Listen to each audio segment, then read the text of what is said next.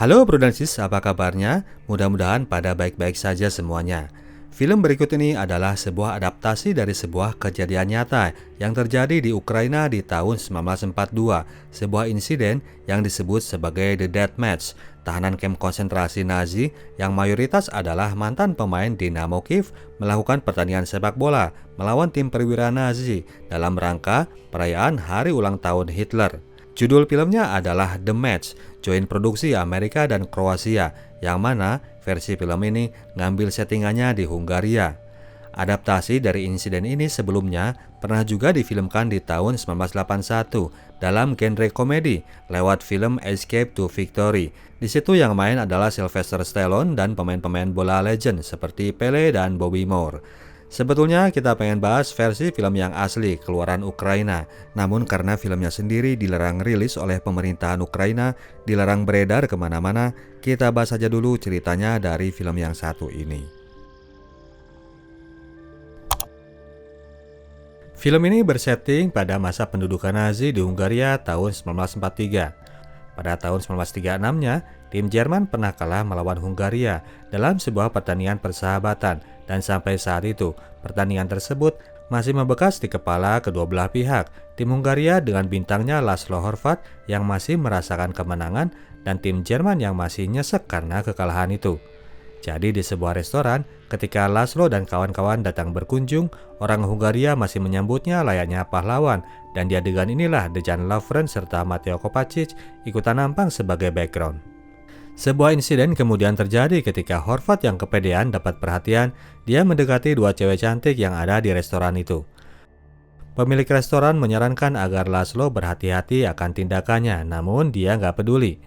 Para perwira Nazi yang panas karena jatah mereka mau disodok pria lokal langsung mendekati Horvat. Namun rupanya masalah dia bukan sekedar urusan cewek. Perwira Nazi ini tahu banget siapa pemain Hungaria itu. Dulu dia ikutan taruhan 7 tahun yang lalu saat Hungaria mengalahkan Jerman dan saat itu dia megang Hungaria. Namun kini katanya kondisinya sudah beda. Menurut si perwira, Jerman sudah sangat maju pesat. Dia lalu menantang Horvat untuk melakukan duel juggling saat itu juga.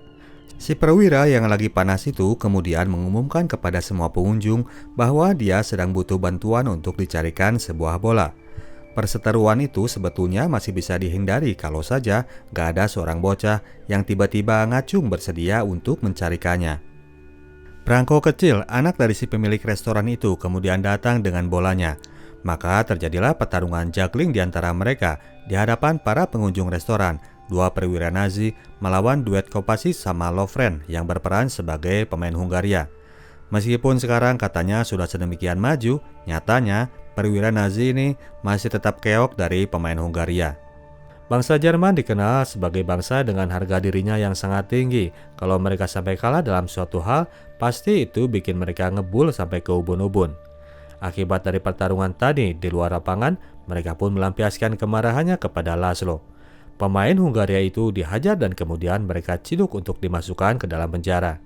Masuk ke dalam penjara, Laszlo masih nggak terima dengan nasib yang harus diterimanya meskipun penjara yang ia huni cenderung camp yang tidak terlalu gawat.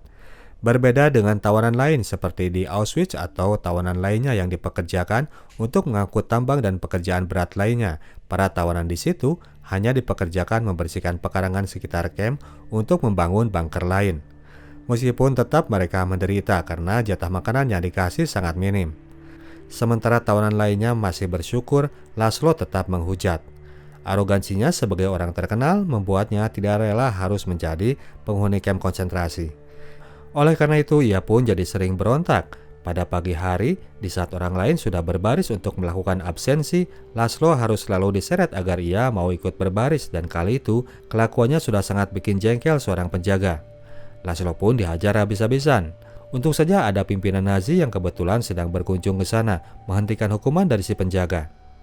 Kolonel Franz, sang pimpinan ini, mengenali tampang seorang Laszlo, maka dari itu ia pun segera meminta agar bintang Hungaria ini segera menghadap di kantornya. Di dalam kantor, Kolonel Franz masih terkenang momen pertandingan Hungaria melawan Jerman. Dia sangat terpesona dengan permainan Laszlo yang dianggapnya elegan dan mematikan. Oleh karena itu, Kolonel Franz jadi kepikiran sebuah ide. Ia mengajak Laszlo untuk turun lagi ke lapang bola. Momen itu berdekatan dengan hari ulang tahun Hitler. Dia terfikir ide untuk memberi hadiah kepada sang Führer berupa pertandingan sepak bola tim Nazi Jerman melawan pasukan tawanan yang nantinya akan dipimpin oleh Laszlo. Tidak ada hadiah dalam pertandingan itu, hanya sebuah kesempatan untuk melakukan tribut terhadap olahraga yang mereka cintai. Laszlo masih merasa skeptis dengan tawaran tersebut. Boro-boro bisa main bola, kondisi tawanan pada kurang makan, lari pun pasti mereka nggak akan sanggup. Dia juga mencurigai ada udang di balik bakwan dari penawaran Kolonel Franz. Sang kolonel meyakinkan bahwa niatnya tulus hanya demi pertandingan sepak bola. Kalau niat dia jahat, dia tadi sudah membiarkan Laszlo habis dihajar oleh penjaga. Laszlo diberi kesempatan untuk mempertimbangkan, sementara Kolonel Franz akan menginformasikan usulan tersebut kepada Jenderal Ziege. Sampai di camp, Laszlo menceritakan pembicaraannya tadi dengan Kolonel Franz bahwa dia menghendaki pertarungan bola antara mereka melawan tim Nazi. Dia bilang bahwa dia belum setuju karena main bola itu butuh kesatuan tim agar bisa menang. Untuk itu ia ingin melihat respon teman-temannya dulu sesama tawanan. Ternyata mayoritas dari mereka sangat bersemangat ingin bertarung. Namun ketika Laszlo nanya lagi tentang kemampuan mereka dalam hal main bola, cuma dikit aja yang merasa bisa main bener. Namun demikian mereka tetap sepakat untuk maju. Karolyi sebelumnya meminta agar Laszlo maju dengan syarat yang akan mereka ajukan. Esok paginya Laszlo tidak seperti biasa, dia sudah hadir di antara barisan tawanan. Sang penjaga nggak heran karena ia tahu bahwa Laszlo sudah ditunggu oleh Kolonel Franz. Maka dari itu, ia pun langsung menyuruhnya untuk segera keluar barisan. Laszlo mengajak Karolyi untuk menemaninya ketemu Kolonel Franz. Pada kesempatan itu, sang kolonel memberi kabar baik bahwa Jenderal Ziege sangat menyambut usulan tersebut. Pada kesempatan itu pula Laszlo mengajukan syarat yang mereka minta agar mereka siap untuk bertarung melawan tim Nazi. Mereka meminta jatah makan yang ditambah, terus dilepas dari kewajiban untuk bekerja. Mereka akan konsentrasi untuk berlatih. Syarat lainnya yaitu soal pemain. Laszlo meminta agar dia diperbolehkan keliling camp lain untuk menyeleksi calon pemain, karena yang ada di campnya pada bapuk semua. Kolonel Franz kemudian mempertimbangkan soal makanan, dia masih bisa mengusahakan, namun syarat lainnya dia tidak setuju. Laszlo pun langsung keluar begitu mendengar syaratnya nggak akan diterima. Cuman dia saja saat itu yang berani mengabaikan seorang petinggi Nazi. Tidak jauh mereka keluar kantor, seorang pengawal langsung memberi tembakan peringatan yang mengagetkan semua orang di sekitar. Laszlo dan Karolyi diminta untuk kembali masuk ke dalam kantor. Kolonel Franz melakukan negosiasi terhadap usulan Laszlo. Soal makanan, dia memenuhi permintaan itu, namun soal waktu kerja, dia tetap meminta mereka kerja di pagi hari dan sorenya mereka bisa melakukan latihan. Untuk skuad cabutan dari camp lain, dia membolehkan asal Laszlo yang tanggung jawab terhadap mereka dengan jumlah total skuad 11 pemain. Laszlo minta 15 karena ia pasti akan butuh pemain cadangan. Kolonel Franz nego lagi jadi 13 dan kesepakatan pun didapatkan oleh kedua belah pihak. Laszlo bisa langsung melakukan persiapan saat itu juga karena waktu pertandingan tinggal 36 hari lagi. Laszlo pun langsung melakukan seleksi di dalam dan di luar camp yang dihuninya. Beberapa yang ia dapatkan malah mantan pemain liga seperti dirinya. Di camp terakhir yang dia kunjungi, dia malah menemukan jasad si pemilik restoran yang sudah meninggal dan mayatnya dibiarkan terlantar. Di situ pula dia melihat ada seorang pemain violin yang sedang memberikan les privat kepada seorang pimpinan Nazi. Dengan bekal surat pengantar dari Jenderal Ziege, Laszlo meminta untuk membawa si pemain violin yang ketika ditanya dia nggak ngerti permainan sepak bola. Laszlo kemudian melakukan tes dengan melemparkan bola ke tangannya. Si pemain violin ini refleksnya ternyata sangat bagus. Laszlo tahu bahwa ia akan cocok jadi penjaga gawang.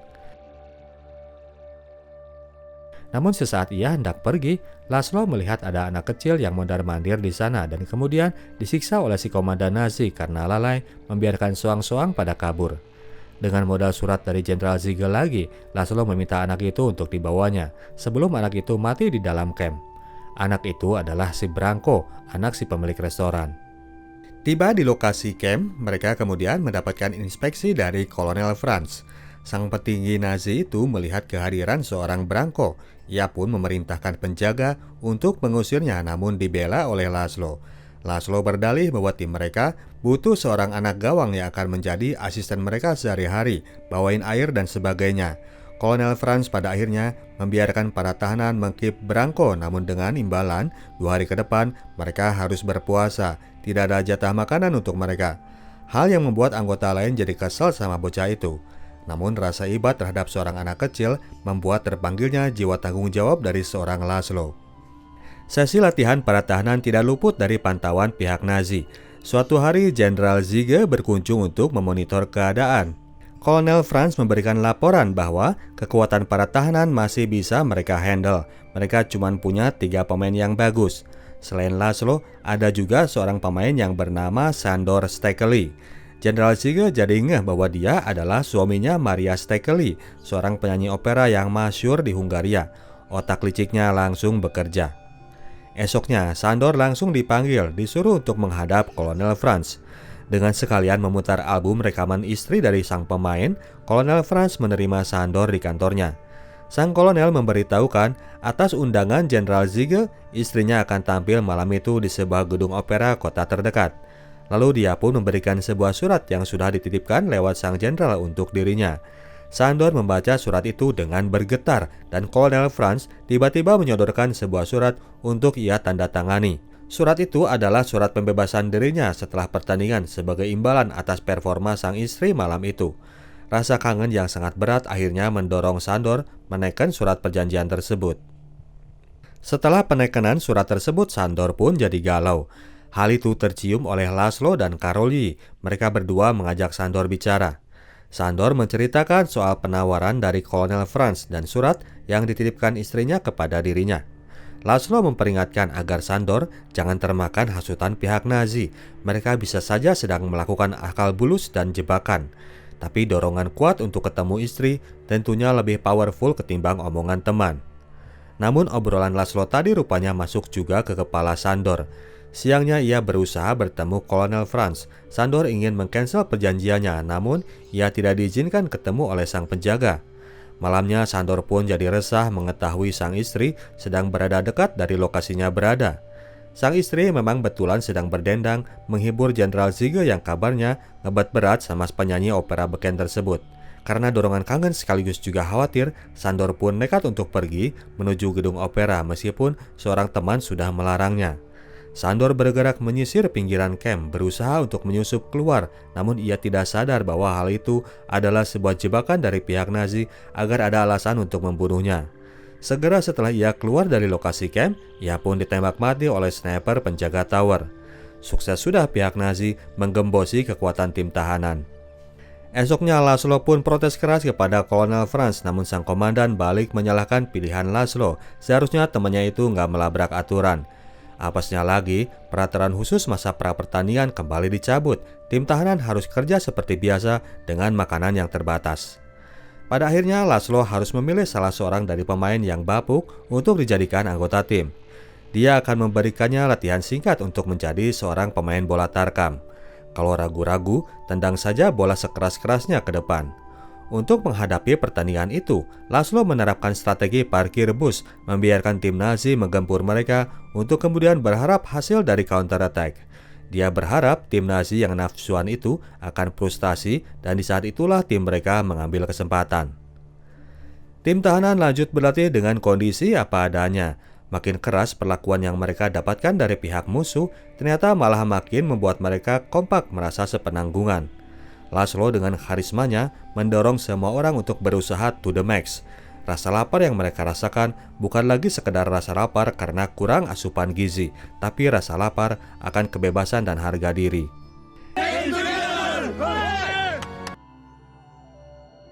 Esoknya mereka pun dijemput dengan truk oleh pasukan yang dipimpin langsung oleh Kolonel Franz. Rombongan pun tiba di stadion dan disambut oleh 2 pesawat udara yang ikut merawaikan suasana.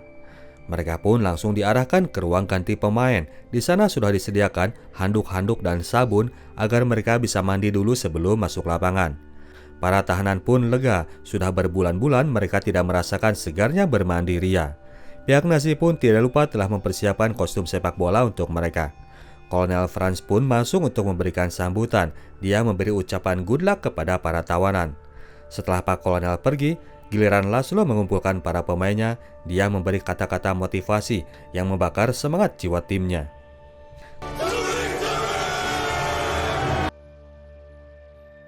Para tahanan pun masuk lapangan dan disambut dengan cemoohan para tentara Nazi yang dihadirkan untuk menjadi supporter tim sepak bolanya. Tidak lupa pihak Nazi pun mengundang orang-orang lokal Hungaria untuk menyaksikan pertandingan tersebut agar bisa menjadi saksi akan kehebatan tim sepak bola mereka. Jenderal Ziege datang dengan ditemani oleh nyonya dan diterima oleh Kolonel Franz sebagai pimpinan di wilayah tersebut. Sang jenderal mengharapkan kemenangan besar dan penampilan yang apik dari timnya. Sang kolonel menjamin bahwa itu bukan menjadi soal. Pemain pun berderet dan disambut lagi oleh 2 pesawat terbang Nazi yang lewat di atas stadion. Salam pun dilakukan untuk menghormati The Birthday Boy, sang Führer Adolf Hitler. Tim Jerman pun memulai pertandingan dengan rasa percaya diri tinggi. Seperti yang telah direncanakan, tim Hungaria bermain parkir bus. Mereka semua menumpuk pemain di belakang, membiarkan tim Jerman datang. Seorang pemain Jerman mentekel keras bek Hungaria sehingga ia harus dibopong keluar lapangan. Tinggal 1 orang pemain saja yang tersisa di bangku cadangan. Demikianlah babak pertama itu, pemain Jerman menguasai pertandingan, tapi karena mereka itu memang bapuk, sampai saat itu mereka belum juga berhasil memanfaatkan peluang. Makin sering mereka nendang bola, makin sering juga tembakan mereka melenceng. Kolonel Franz sampai dibikin frustasi jadinya. Sampai akhirnya ketika menjelang babak pertama berakhir, Laszlo mendapatkan bola. Si legend Hungaria itu melakukan dribble menuju area pertahanan Jerman yang kosong dan memberikan bola terobosan kepada rekannya. Striker Hungaria tidak menyia-nyiakan peluang tersebut dan jadilah gol ke gawang Jerman. Oleh karenanya, Kolonel Franz pun jadi target ledekan dari sang jenderal. Sang jenderal bilang bahwa jangan-jangan Kolonel Franz udah ngasih ransum yang lebih baik kepada tahanan ketimbang kepada tim sepak bola mereka sendiri. Gak tahan jadi bahan ledekan, pada masa istirahat itu Kolonel Franz pun turun ke ruang ganti pemain Hungaria. Di sana ia mengajak Laszlo bicara 4 mata. Sang kolonel marah karena melihat usaha dari Laszlo yang berusaha untuk mempermalukan dirinya. Laszlo menjawab, harusnya Kolonel Franz mikirin hal itu sebelum dia mengajaknya bermain bola. Kolonel Franz secara tidak langsung meminta timnya Laszlo untuk tidak melawan. Laszlo memberi syarat timnya akan mengalah kalau sehabis pertandingan mereka diberikan kebebasan. Terjadi perdebatan yang sengit di antara keduanya sampai Laszlo hendak walk out dari Kolonel Franz. Sampai akhirnya didapatlah kesepakatan. Kolonel Franz berjanji akan memberikan kebebasan kepada para tahanan apabila mereka mengalah hari itu. Laszlo pun masuk menemui rekan-rekannya dan menyampaikan hasil pembicaraannya dengan sang petinggi Nazi tersebut. Kini terjadi perdebatan di antara para tahanan, namun yang jelas mereka yakini janji pihak Nazi selalu tidak pernah bisa dipegang. Laszlo sendiri untuk hal ini tidak bisa memberikan instruksi. Dia menyerahkan keputusan kepada masing-masing karena ini bukan masalah sepak bola lagi, ini udah masalah kehidupan. Mereka pun kemudian harus segera masuk ke lapangan karena pihak Nazi sudah memberikan perintah. Saat itu, Laszlo menahan Branko. Dia ngasih instruksi, kalau sampai menit 60 mereka masih unggul, dia ingin agar anak itu langsung keluar lapangan dan mencari tempat persembunyian.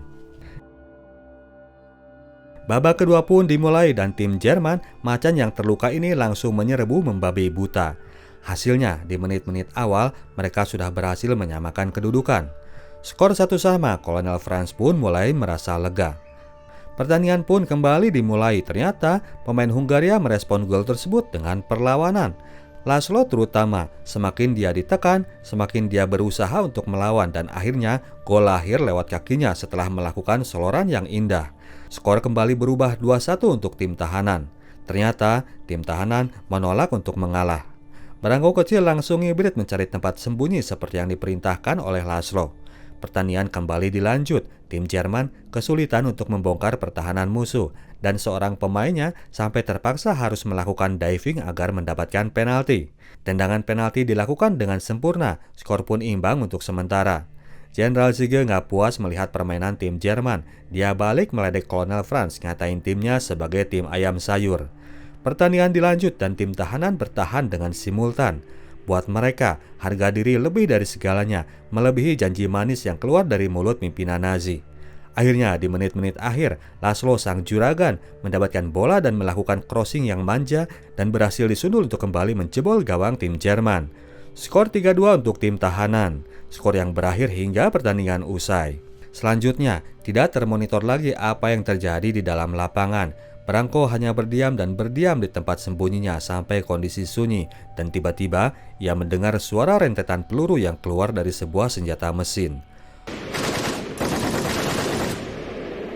Untuk beberapa waktu, Branko masih stay still. Setelah kondisi kembali sunyi, ia pun keluar dan melihat bahwa semua pemain tim tahanan telah habis dibantai oleh pihak Nazi.